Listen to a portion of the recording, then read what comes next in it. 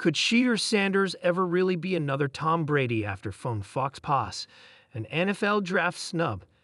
In defense of the son of American football giant Deion Sanders, arrogance is kind of a necessary attribute to play quarterback. Picture the scene.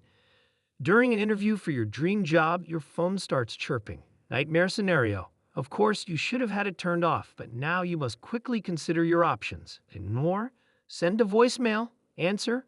Most of us know the correct choice is to shut it down, apologize profusely for the disruption, and hope this fox pass doesn't unduly color the judgment of the person on the other side of the desk. Shedeur Sanders found himself in just this pickle a while back, sitting across from a man with the power to hire him at an exorbitant salary. At some point in their conversation, Sanders' phone rang. Rather than hurriedly silence it, he answered, went on FaceTime video, and casually chatted with a close friend. Predictably horrified at this carry-on, his potential boss knew there was no way he was ever going to employ a 23-year-old with that kind of approach. Sanders was being interviewed that day by the head coach of an NFL team, one of several vetting his candidacy in advance of the league's annual draft of the best college players last week. Tipped to be a top 3 pick and to earn a 4-year $44 million, 38.65 million euros contract, the University of Colorado quarterback's entitled antics during encounters with prospective suitors instead caused him to be selected 144th by the Cleveland Browns, seeing his first pro deal dwindle to a mere $1 million, 878,000 euros per season, as he slid down the rankings was the least of his problems.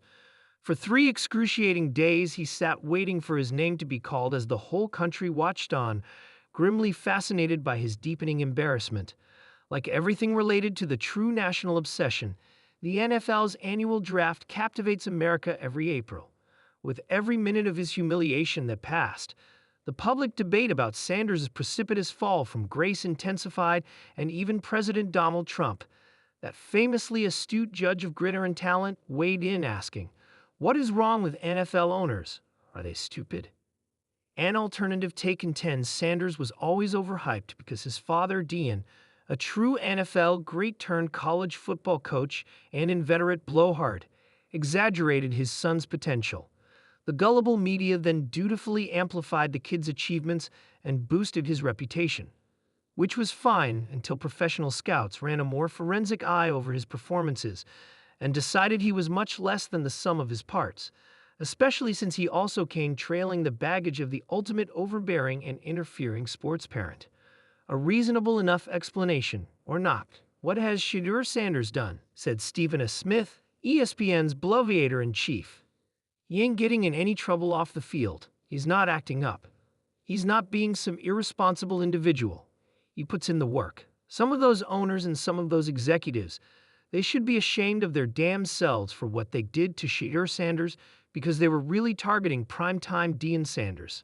A Hall of Fame cornerback in the NFL, Primetime also juggled a career in Major League Baseball, once starting a game in both leagues on the same day. An extraordinary performer, the only athlete ever to play in a World Series and a Super Bowl. He scored a home run and a touchdown in 1 week back in 1989. Boasting an enormous ego and brash persona befitting his outsized talent, his tiresome showbiz attitude has lately invigorated the University of Colorado, where he coached his protege and reminded his detractors of what they never liked about him. Aside from an ill-conceived decision to try to forge a rap music career while in college, the son hasn't attracted any great controversy to himself. He's always come off as cocky, although, in his defense, arrogance is kind of a necessary attribute to play quarterback. In the most difficult role in American sports, supreme self-confidence might just be as important as a good arm. Even throughout his latest ordeal, including taking a cruel prank call in the middle of his draft torment, he somehow maintained a bulletproof demeanor.